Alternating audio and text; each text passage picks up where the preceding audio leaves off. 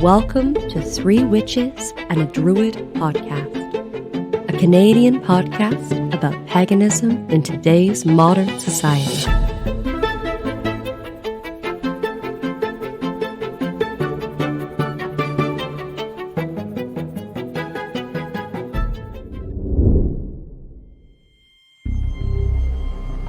And now, Three Witches and a Druid podcast presents The Traveling Bard, Hobbs.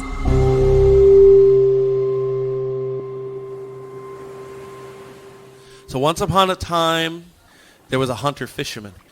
One day he got into his kayak and he paddled away from his village looking for a new place to fish. And he paddled almost all day before he finally found a cove at the base of very tall cliffs.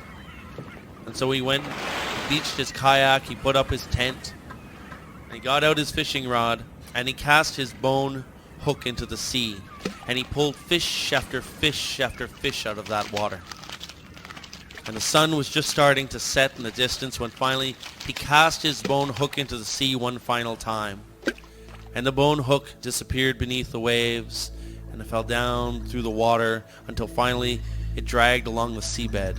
And there it found a skeleton woman. And the skeleton woman spent many years at the bottom of that sea, and she was rocked back and forth by the waves of the ocean. And that bone hook with its line got tangled up inside her ribcage. And skeleton woman felt herself being pulled up from the seafloor, higher and higher through the waves until finally she breached the surface. And for the first time in many years, she felt the sun upon her bony face.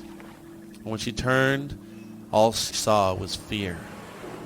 But the fisherman picked up his fishing rod, he jammed it into the kayak, and he paddled for shore as fast as he could.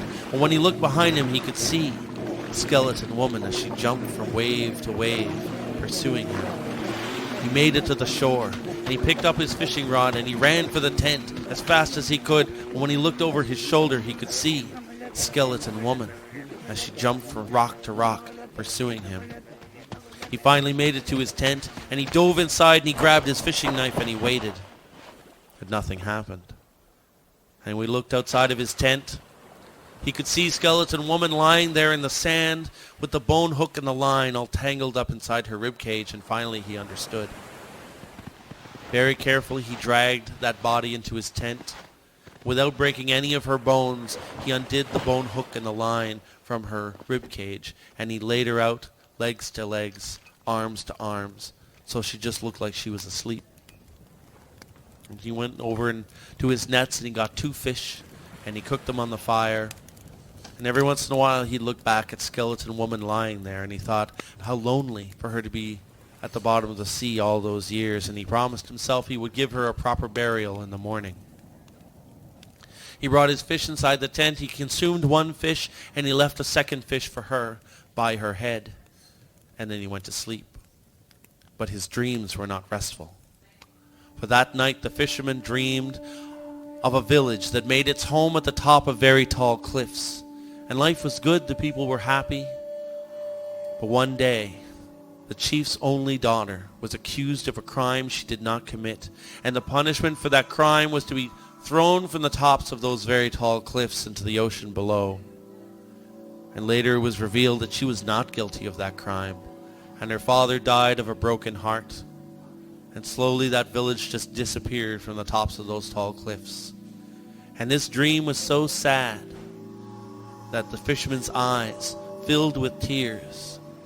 And when skeleton woman saw those tears, she picked herself up. And with bones rattling, she made her way over to the fisherman, and she drank in his tears. And when she did, sinew appeared on her bones, knitting them together. And that's when she looked over and she saw the fish that he had left for her. And she consumed the fish, and when she did, muscle appeared on her bones, covered with the flesh. And then raven black hair sprouted out from her head, falling down in waves around her shoulders. She came over to the fisherman, and with one hand she reached deep inside his chest, and she pulled out his beating heart. And as she held it in her hand, her own heart regrew inside her chest. Her lungs filled with air, and she breathes for the first time in many years. And she opened her eyes, and what she saw was the fisherman. And she put that heart back into his chest. And then she crawled into the bedroll with him. And it wasn't long before they were tangled together, arms to legs, legs to arms, as lovers often are. Skin to skin, breath to breath, heart to heart. If you ever go to the ocean and you look out onto the horizon, you might see two little dots bobbing there, and you'll know that that is Skeleton Woman and her hunter fisherman making their lives together.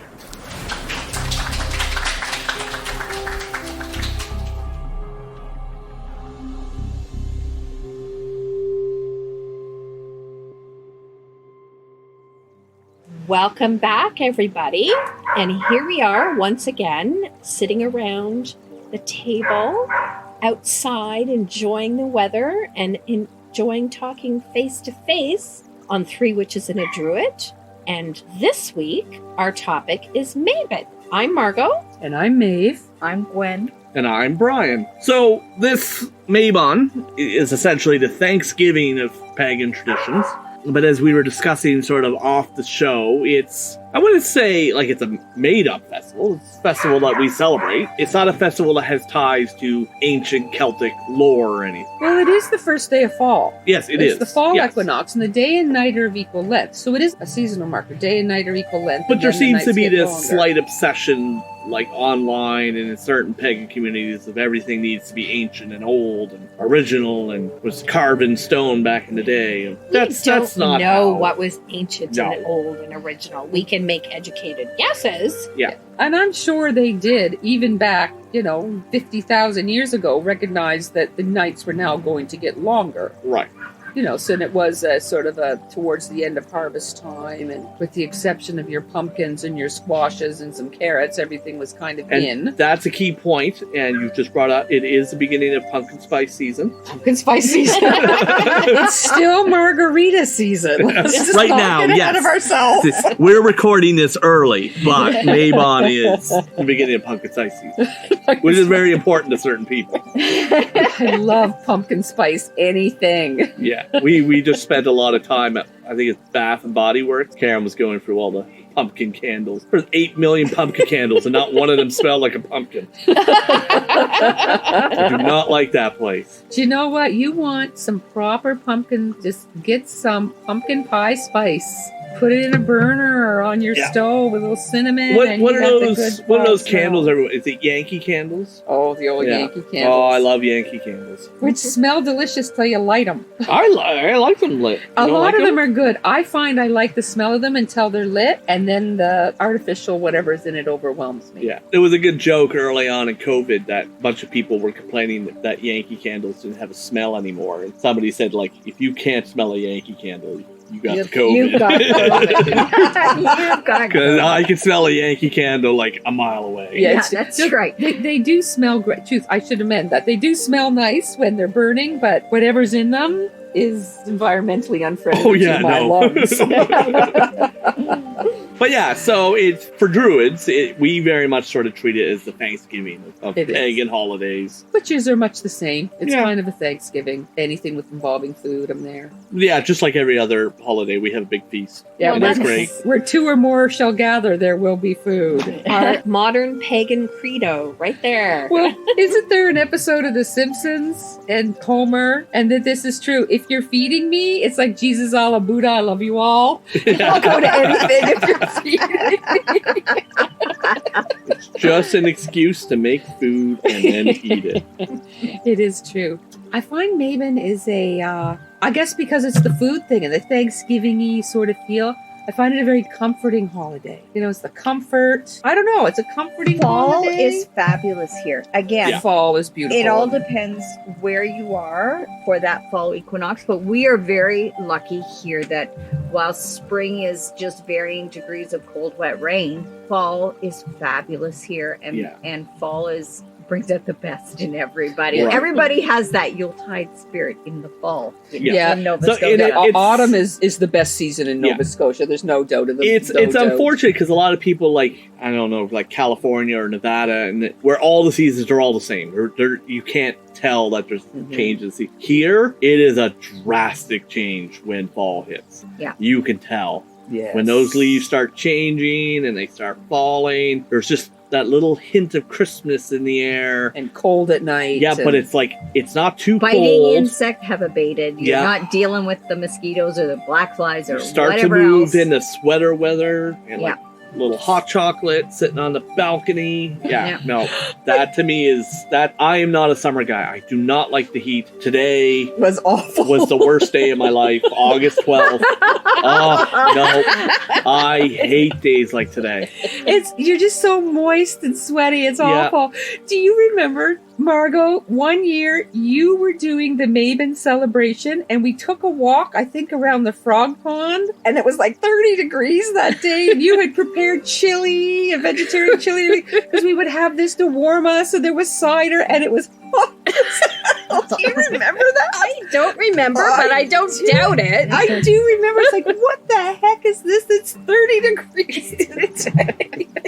But that's 30 degrees Celsius. Let's just throw Yes, that out there. pardon 30 me. degrees Celsius. 30 degrees Celsius, which is like 80. I was going to say Inferno Fahrenheit. Yeah. I don't know, but it's hot. Fair enough. Now, with climate change and stuff, it has become warmer in September, but the leaves still change, and there is still the Christmas. It's beautiful. Yeah. September is the best month in Nova Good sleeping Scotia. weather. I love October. It is my favorite time of the year. Love October. It's wonderful. The leaves really start to change in October. I will admit, Nova Scotia has beautiful autumn. What is that thing in the States where like the city folk start to travel up through Maine and stuff just to see the trees change? We kind of have the same thing, the Celtic colors up in Cape Breton. People just go to Cape Breton to drive around with trees. Well, when I worked downtown as well, we always had a schedule of when the cruise ships came in through June, July, August. It was fairly steady, but September, October tripled with cruise ships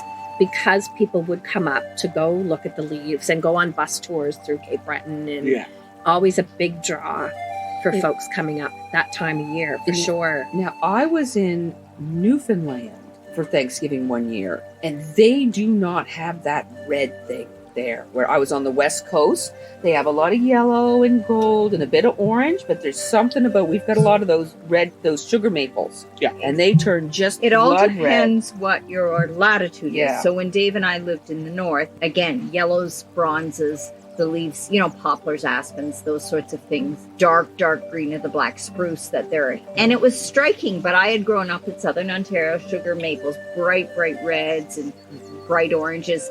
And I remember when my youngest son moved here, he's like, I hate the fall here. And I don't know if he still feels that way. And I'm like, why? And he says, the trees are disturbing. And I remember talking to Lori, a friend of ours, Lori, and she was from Newfoundland. And she said, I know what he's talking about. I agree with him. Fall colors are yellow and bronze and those sorts of things. And she said these bright reds and oranges, but to me it was my childhood. So and the colors are spectacular. But, there is a word for going up through New England, and I can't think what it's called. I remember from a cartoon when I was a kid, but put that in our Facebook page list. If someone can remember what that's called. Please take us to school. We'd like to learn. Either that, or you're going to think of it at 3:00 this morning. Exactly. So then you can put it in Facebook page. But like we do it here. We have the Celtic colors up at Cape Breton. Yeah. And they have all the Celtic festivals and stuff like that. Yeah. That was a wide distraction to say that part of the reason why we enjoy Mabon is the weather is fabulous. It comes with a lot of food coming out of the gardens. Yeah. And there is that lot of community experience of that time of year. A lot of things are community based. So it makes a lot of sense that it's important in this area. It is also, I think, the last hurrah for being outside in any kind of comfort. Because come Samhain at the end of October, it can be cold here. Oh yeah. How many of you wore your winter coats under a costume at Halloween? Well, Try going trick or treating in Winnipeg. Winter peg. Winter peg. Last year when they did Samhain in the Commons, they did it over 2 nights due to COVID, and I think both nights were miserable. It was minus 10 degrees. It was snowing There's and always windy, 3 but it was layers, dedicated right? people out there doing it, and that Really? was awesome. Was it that cold then? Yeah, I it missed was. It was gross. Yeah. I remember because I didn't go because it was so gross. Is that what it is? Because we always say if you don't go due to the weather, it separates the pagans from the posers. Agreed, right? but this was next level. Listen, I was there calling a direction there in the I circle. lie. I probably wasn't there because I think the Grove was doing our Yeah. side. You know, the truth of the matter is, I think as we get older, Yes, we're less. exactly. I ain't doing that, man. I'm just going to stay home, and I can do something at home. I can It do was some something people. inside that's just as meaningful. That's right. I can get together with some friends indoors. I don't know if I have that much gumption. Well, it's funny.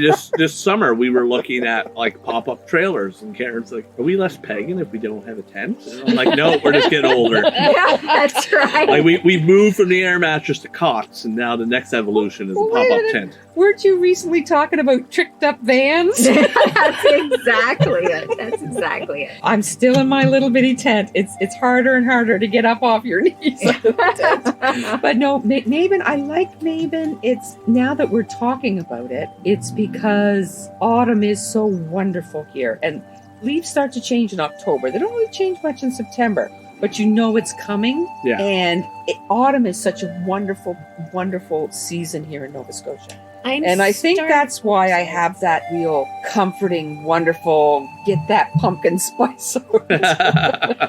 I think I'm finally starting to work through my issues with fall and Mabon and autumn because, again, growing up in Winnipeg, once the equinox hit, it was vicious cold. And I had a pagan-friendly, if not pagan, psychiatrist one time who actually came right out, called me right out and said, "It is not autumn's fault that winter comes next.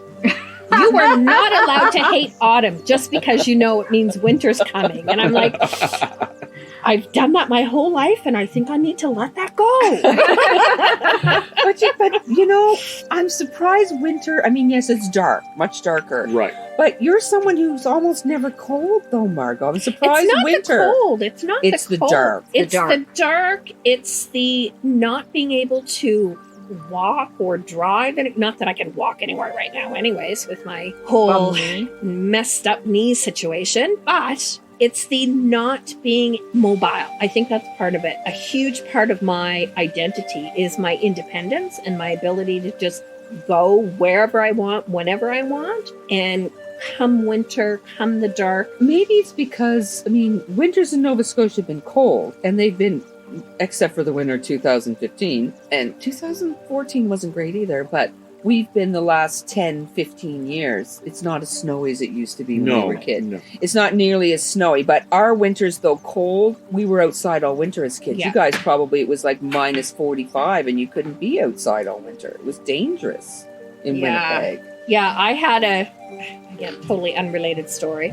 I had a 2-seater Fiat convertible I drove in the summertime, and then a 64 Dodge Polara I drove in the winter, my winter beater. You could plow the road with I that. pretty much could. And I lived downtown and had no place to plug it in. That was the other thing. I was Yeah. shocked when I first moved here. Dave Nobody and I as plugged in well. their cars. We saw multiple apartment buildings and we're like, we can't live here. There's no place to plug your I car know. in. You don't have to. But in this apartment I had, I couldn't plug my car in. As long as it didn't drop below minus 40, that car would start in the morning. Awesome. But there was always like 3 or 4 days a year that I knew I was going to have to take the bus to work because my car just was not going to start. So yeah, it's the 25 layers of clothes, and it just, I don't know. But yes, I am working through I'm not allowed to hate fall.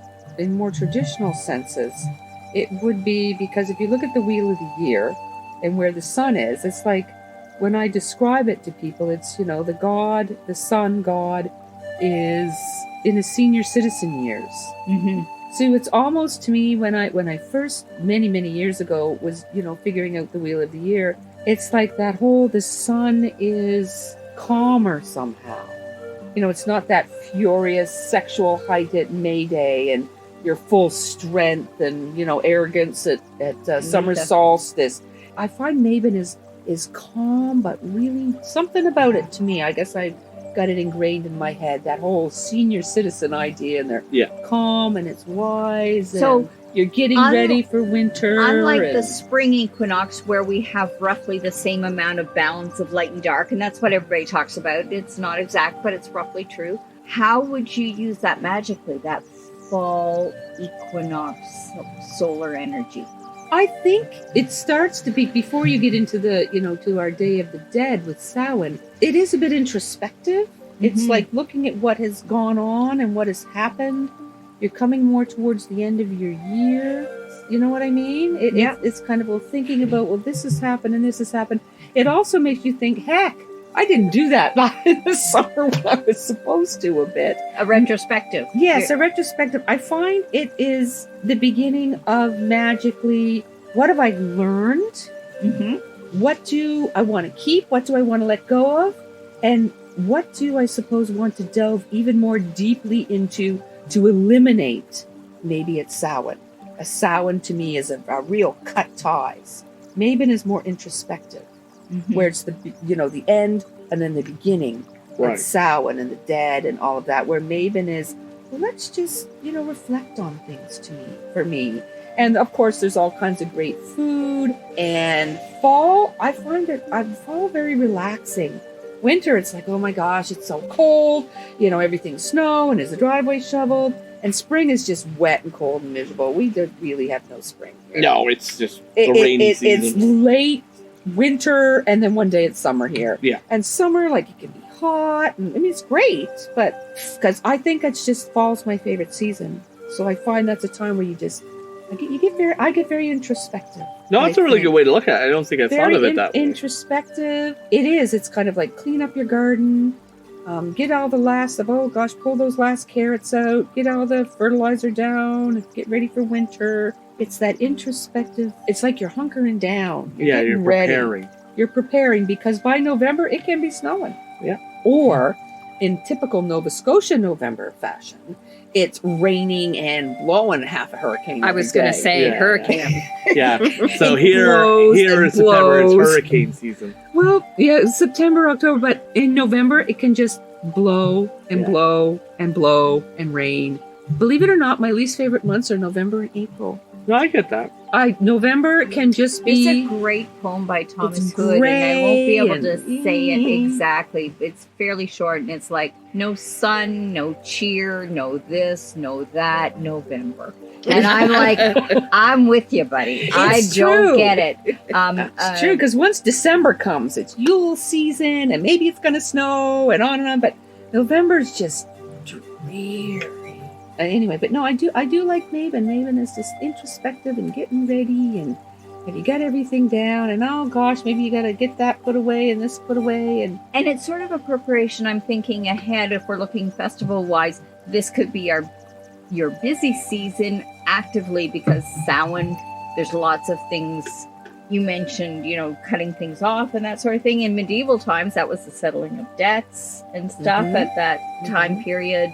And we're also thinking, you know, and all the other things that go with Samhain. And then we have Yule, and it's supported by Christmas and other festivals by the greater culture, Hanukkah and stuff. So that's also a busy time for everybody. So yeah, that makes a lot of sense. And then through January, February, March, you just hunker down and accept. Hunker down and yes, and recover from those that stretch of hunker down craziness. Yeah, in April I find it should be nice and it's not. I find April the most frustrating month, because it should be nice and it should be starting to be warmer in spring, but it can still suck.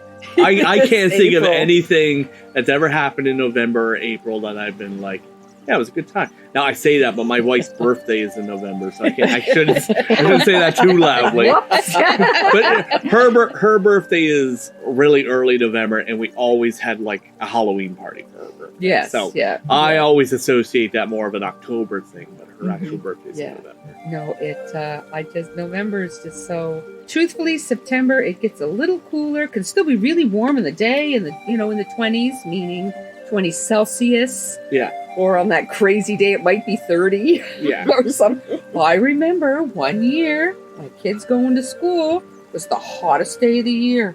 It was like 40 degrees or 41 degrees Celsius on the first day of her school. And if it wouldn't have been the first day of school, she would have stayed home. Because it can get hot. But then at night, oh, look, it's 10. This so is like, beautiful. today it was, it felt like 30 plus. But right now, it's 9 o'clock at night. It's beautiful out here. It's reasonable. Yeah. It is reasonable. It's just moist. Yeah.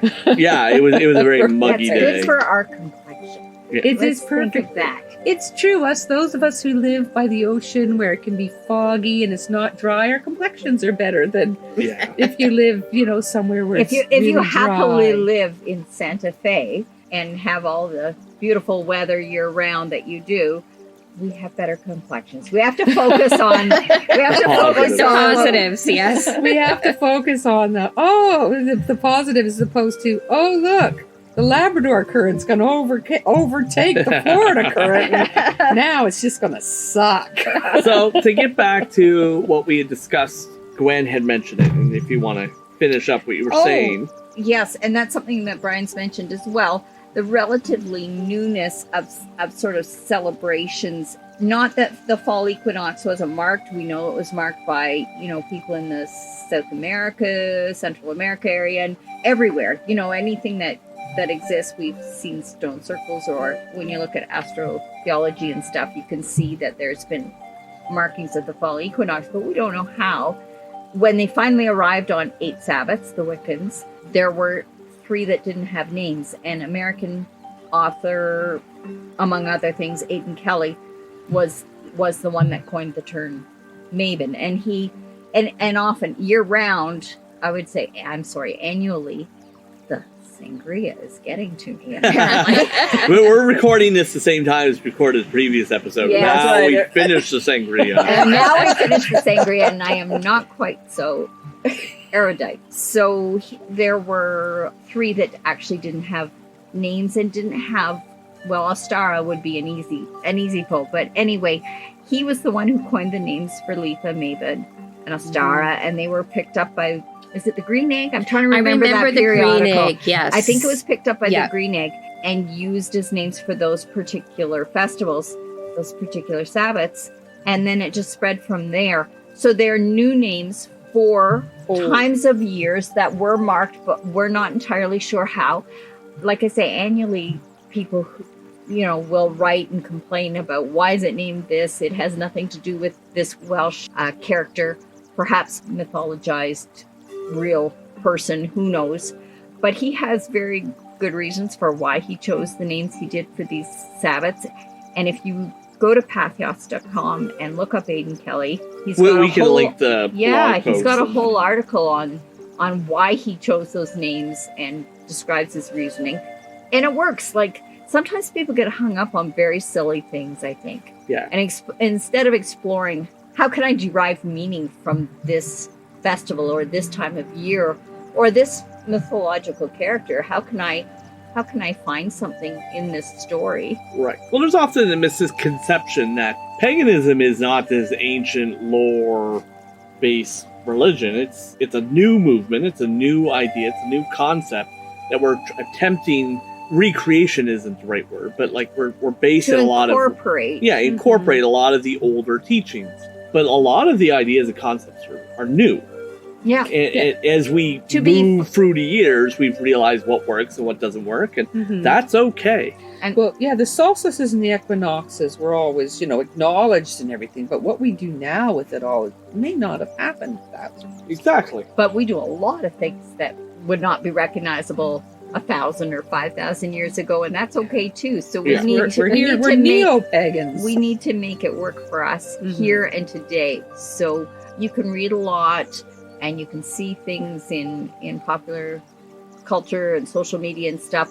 Derive meaning from all these posts and all this information. There's no right answer in the sense of this is the most true because it's the oldest. What you're looking for is something Does it work? Is it effective? Does it make change? Does it make you feel something? Does it make you feel something? Mm-hmm. Absolutely. I find for myself a lot of the time, it's okay. I also look at what am I going to, for Mabon, what am I going to try to bring from the light half of the year, kind of like the light quarter of the year, to sustain me through the dark. Very, very much like that. Mabon is one of those things, you know, when you're sort of, you know, figuring out what went on and this and that, and you know, getting rid of certain things. But for me also, it is what am I going to do at this time of balance, the light and the dark equal. After like Astara, the spring equinox, you don't need a lot of help because it's getting lighter and lighter and lighter and lighter. Right. You need that emotional, mental help through the dark.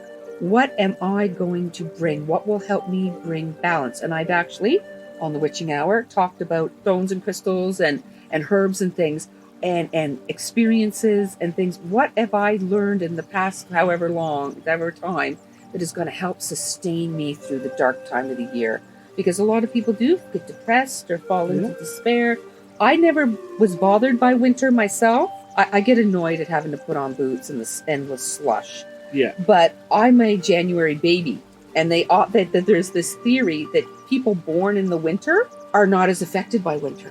Right. No, I could see that. Because don't have a problem your with birthday is there and it's great and on and on. But you know, people who are maybe born in the summer, warmer months, they're more affected by winter. It's just one of these theories. But to me, it's that what am I going to bring to balance me out through the dark times, the darker months? Right. So that's how do you find balance in the middle of January when it's dark and it's freezing? Yeah. At least in December, you have that Yule, Christmas, fun family thing looking forward to. But when it hits January, a lot of people have a hard time with February. And for me, though, again, it was the wheel of the year, knowing the sun is getting stronger, knowing that after Yule, the days are getting longer. And you don't... You don't think about it because at Imbolc, the sun's just as bright as it is in November kind of idea. People don't think about that because it's so damn cold. Right. But yes, it's what the balance. For me, that is. It's a time. I don't think of that balance so much at Astara because the light is coming and the warm is coming.